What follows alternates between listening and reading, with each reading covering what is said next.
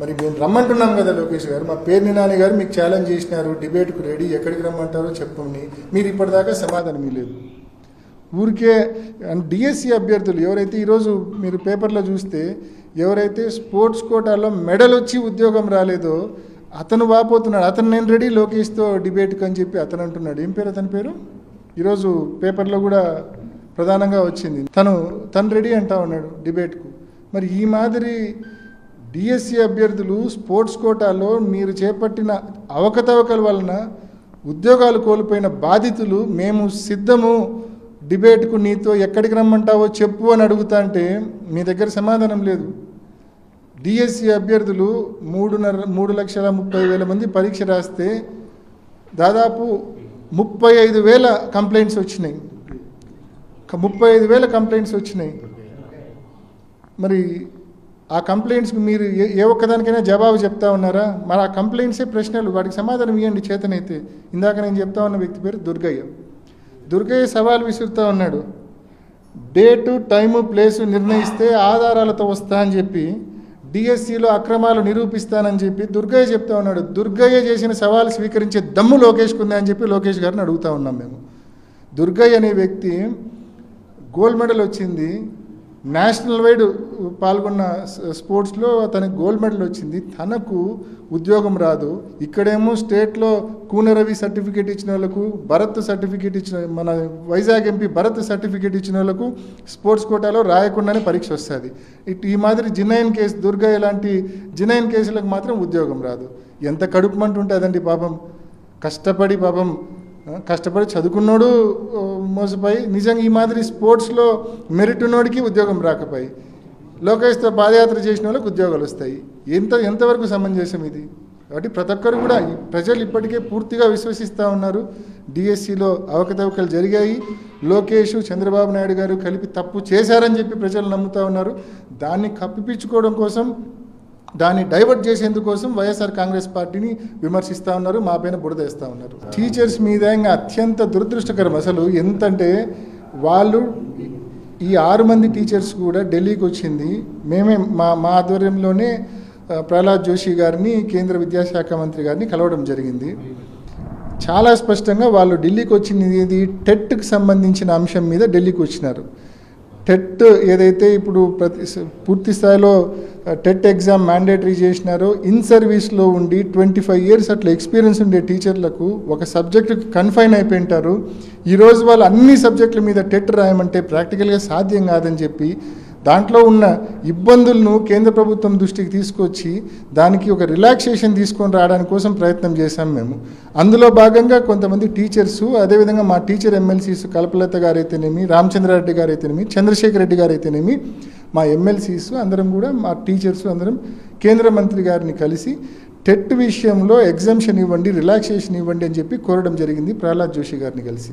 మరి ఆ అంశాన్ని పూర్తిగా పక్కదావ పట్టించి వీళ్ళేదో డిఎస్సి అవకతవకలకు ఆపోజిట్గా ఢిల్లీకి కంప్లైంట్ ఇవ్వడానికి పోయినారని చెప్పి దాన్ని వక్రీకరించి వీళ్ళని ఈ మాదిరి సస్పెండ్ చేయడము, టీచర్ల యొక్క గొంతు నొక్కడమే ఇది. ఇంతకంటే దురదృష్టకరం మరొకటి ఉండదు. ఖచ్చితంగా ఈ ప్రభుత్వం దివాళాకోరుతనానికి, దిగజారుడుతనానికి ఇది నిదర్శనము. టీచర్ల విషయంలో మీరు ఏదైతే సస్పెన్షన్ చేసినారో ఆ సస్పెన్షన్ రివోక్ చేయండి. టీచర్ల విషయంలో కక్ష సాధించే ప్రయత్నం మీరు చేస్తే దానికి భారీ మూల్యం ఈ ప్రభుత్వం చెల్లించుకోవాల్సి వస్తుందని చెప్పి కూడా గట్టిగా తెలియజేస్తూ ఉన్నాం. శ్రీ చైతన్య అని, తపస్య అని డిగ్రీ కాలేజ్ విద్యార్థులు కొంతమంది ఆ ర్యాలీలో పాల్గొన్నారు. ఒక 8 నుంచి 9 మంది ఆ ర్యాలీలో పాల్గొంటే ఒక 100 మంది ఆ కాలేజీలకు సంబంధించిన పిల్లలు స్వచ్ఛందంగా వచ్చినారు. ఏం తప్పేముంది? ఇప్పుడు రేపొద్దున అదే పిల్లలు డిఎస్సి ఎగ్జామ్ రాయాలా? ఇప్పుడు డిగ్రీ చదువుతూ ఉన్నారు, రేపొద్దున ఇంకో 2 ఏళ్లకో 3 ఏళ్లకో వాళ్ళు డిఎస్సి ఎగ్జామ్ రాయాలా? ఇంత గౌరవంగా అవకతవకలతో కూడిన డిఎస్సి వస్తే రేపొద్దున వాళ్ళని ఇబ్బంది పడతారు కదా. రేపొద్దున వాళ్ళ పరిస్థితి బాగుండాలంటే ఈరోజు సిబిఐ ఎంక్వైరీ చేసి లోకేష్ రాజీనామా చేస్తే రేపొద్దున వాళ్ళ పరిస్థితి అయినా మెరుగ్గా ఉంటుంది కదా. డిఎస్సి అనేది ఫెయిర్గా, కరెక్ట్గా, ట్రాన్స్పరెంట్గా జరిగే అవకాశం ఉంటుంది కదా. అండ్ మోరోవర్ ఫీజు రీయింబర్స్మెంట్లు వీళ్ళు ఇవ్వడంలా. ఫీజు రీయింబర్స్మెంట్లు పూర్తిగా ఈ 2 ఏళ్లలో దాదాపు ప్రతిరోజు ప్రజాప్రతినిధుల దగ్గరికి పిల్లలు, యంగ్స్టర్స్ వస్తూ ఉన్నారు. మా చదువు అయిపోయింది, మా డిగ్రీ పూర్తయింది, మా ఇంజనీరింగ్ పూర్తయింది, కాలేజీల్లో సర్టిఫికెట్లు ఇరకపోయినాయి, 80,000 కట్టమంటున్నారు, ₹1,00,000 కట్టమంటున్నారు, కడితేనే మా సర్టిఫికెట్లు వెనక్కి ఇస్తామంటున్నారు. మా పరిస్థితి ఏంది? 2 ఏళ్ళు అవుతుంది మా చదువు పూర్తయి. ఇప్పుడు గవర్నమెంట్ డబ్బు కట్టకపోతే ఇప్పుడు మేము 2 ఏళ్ల క్రితం ఫ్రెషర్ను, ఇప్పుడు సర్టిఫికెట్లు వచ్చినా నేను ఫ్రెషర్ కేటగిరీ కింద రాను కదా అని చెప్పి వాళ్ళ ఆందోళన ఉంది పిల్లల్లో. ఇప్పుడు 2 ఏళ్ళు వీళ్ళు డబ్బులు కట్టలా, సర్టిఫికెట్లు రాలా, ఇంకొక 6 నెలలకో సంవత్సరానికో డబ్బు కడతారు అనుకోండి. ఆ పిల్లోడి చేతికి సర్టిఫికేట్ వచ్చే కొద్దీ పాస్డ్ అవుట్ 2024 25 పాస్డ్ అవుట్ ఉంటారు.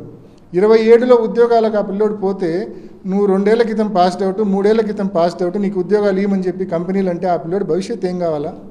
అంటే ఏమాత్రమన్నా పిల్లలపైన, విద్యార్థులపైన, యువతపైన ఈ ప్రభుత్వానికి ఏమైనా కన్సర్న్ ఉందా కనీసము?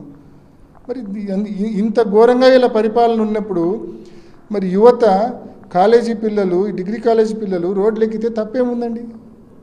దానికి ఒక మతిస్థిమితం లేని వ్యక్తి మాదిరి లోకల్ ఇన్ఛార్జి పోయి యాజమాన్యాల దగ్గరికి పోయి ఒక పిచ్చోడి మాదిరి అతను మాట్లాడడము, అతను ఏదో ఒక ఆకురవుడు మాదిరి, ఒక వీధిరేవుడి మాదిరి బిహేవ్ చేయడము ఎంతవరకు సమంజసం ఇది? ప్రజలు అన్నీ చూస్తూ ఉన్నారు. టైం వచ్చినప్పుడు గట్టిగా పగలగొడతారు చెంప. స్పోర్ట్స్ కోటాలో అన్న జీవో నెంబర్ 447 ఈ 2 కూడా ఇష్యూ చేసింది గవర్నమెంట్. డిఎస్సి నోటిఫికేషన్ వచ్చినాక జీవో నెంబర్ 4 and 47 ఇష్యూ చేసి స్పోర్ట్స్ కోటాకు సంబంధించి డిఎస్సి ఎగ్జామే రాయాల్సిన అవసరం లేదు, ఎగ్జామ్ రాయకపోయినా కూడా మరి స్పోర్ట్స్ సర్టిఫికేట్లు ఉంటే స్పోర్ట్స్ కోటా కింద ఉద్యోగాలు ఇవ్వచ్చు అని చెప్పి ఆ జీవోలు చెప్తా ఉన్నాయి. పోనీ ఆ జీవోలు కరెక్టే అని ఒక నిమిషం అనుకుందాం. మరి డిఎస్సి అయిపోయిన వెంటనే వీళ్ళకు ఉద్యోగాలు ఇచ్చిన మరుక్షణమే ఆ జీవోలన్నీ కూడా రద్దు చేస్తూ మళ్ళీ జీవో నెంబర్ 74 ఇష్యూ చేసినారు. ఎంతవరకు సమంజసం ఇది? లోకేష్ గారు సమాధానం చెప్పగలరా మీరు? మరి ఆ 2 జీవోలు కరెక్ట్ అనుకుందాం. కరెక్ట్ అనుకుంటే మీరు నిలబడాలి కదా. వీళ్ళకు ఉద్యోగాలు ఇచ్చిన మరుక్షణమే మళ్ళీ జీవో 74 ఇచ్చి ఆ జీవోలన్నీ కూడా రద్దు చేశారు.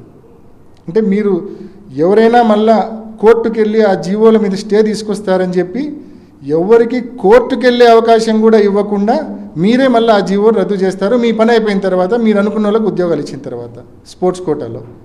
ఎంతవరకు కరెక్ట్ లోకేష్ గారు? డిఎస్సిలో ప్రధానంగా నిన్న లోకేష్ గారు అసెంబ్లీలో మాట్లాడుతూ పివి సింధు గారికి పరీక్ష రాయకుండానే ఉద్యోగం ఇచ్చినాం కదా, మరి డిఎస్సి అభ్యర్థులు కూడా అట్లే ఇచ్చినామంటారు. ఇందాక నేను చెప్తా ఉన్నా, పివి సింధు గారికి కానీ, చరణి గారికి కానీ వీళ్ళందరూ ఇంటర్నేషనల్ లెవెల్లో పాల్గొన్నారు, వీళ్ళు ఇంటర్నేషనల్ కాంపిటీషన్స్లో పాల్గొన్నారు, ట్రోఫీలు గెలిచారు. అదేవిధంగా వరల్డ్ ఛాంపియన్షిప్స్కి సంబంధించిన సర్టిఫికేట్స్ వీళ్ళ దగ్గర ఉంటాయి. వాళ్లకు పరీక్ష పెట్టకుండానే ఇవ్వడంలో ఒక అర్థం ఉంది. డిఎస్సి అభ్యర్థులు చాలామందికి ఇప్పుడు జూడో కానీ, లేకుంటే సాఫ్ట్ బాల్ బ్యాడ్మింటన్ కానీ సర్టిఫికేట్లు ఇచ్చింది ఎవరు? టీడీపీ ఎమ్మెల్యే కూన రవి లాంటోళ్ళు, లేకుంటే వైజాగ్ టీడీపీ ఎంపీ భరత్ లాంటోళ్ళు అసోసియేషన్ అధ్యక్షుల హోదాలో సర్టిఫికెట్లు ఇస్తారు. వీళ్ళు పాల్గొన్నట్టు, వీళ్ళు పార్టిసిపేట్ అయినట్టు వాళ్ళు సర్టిఫికెట్ ఇస్తే ఆ సర్టిఫికెట్ ఆధారంగా స్పోర్ట్స్ కోటాలో పరీక్ష లేకుండానే ఉద్యోగాలు ఇచ్చినారు. మరి తేడా లేదా అండి దానికి దీనికి? మీరు పివి సింధుతో వీళ్ళను పోల్చడము అంటే కూన రవికుమార్, ఇప్పుడు పివి సింధు గారికి కూడా సర్టిఫికేట్ ఇచ్చింది కూన రవికుమారా? పివి సింధు గారికి సర్టిఫికేట్ ఇచ్చింది వైజాగ్ ఎంపీ భరత్ గారా? కాదు కదా. వీళ్ళు ఇంటర్నేషనల్ లెవెల్లో పాల్గొన్నారు కదా, ఛాంపియన్షిప్స్, వరల్డ్ ఛాంపియన్షిప్స్ పాల్గొని గెలిచినారు కదా. వాళ్లకు వీళ్ళకు పోల్చడం సమంజసమేనా? ఈ మాదిరి నిన్న మీరు మాట్లాడి నవ్వుల పాలు అయిపోయినారు. జనాలు చూసిన వాళ్ళందరూ కూడా ఈ మధ్యకాలంలో లాస్ట్ 1 year నుంచి మీ పిఆర్ స్టంట్లు, మీ బిల్డప్ చూసి లోకేష్ అంత తెలివి పెరిగినట్టుంది అని అనుకున్నారు. నిన్న ఒక్కసారి మీరు ఈ మాట చెప్పడంతో, పివి సింధును వీళ్ళను పోల్చడంతో మళ్ళా ఇది ఇంకా మారలేదురా నాయన అని ప్రతి ఒక్కరికి కూడా మళ్ళీ అర్థమైపోయింది. నవ్వుల పాలు అయిపోయినారు మీరు.